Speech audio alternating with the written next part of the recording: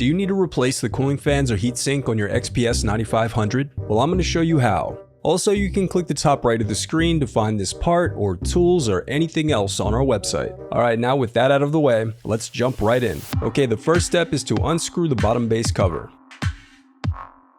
Then unsnap and remove it. Now disconnect the battery connector. Next, unscrew and remove the input-output shield.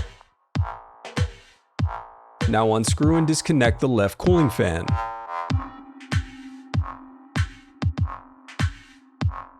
Now unscrew and disconnect the right cooling fan.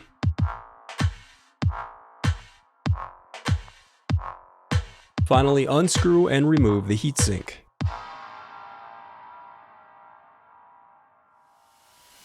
Now, the reinstallation process is as simple as retracing your steps in reverse.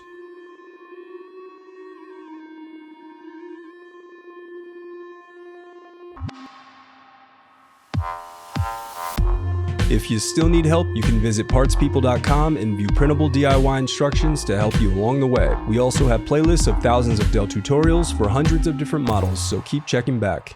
Thanks for watching.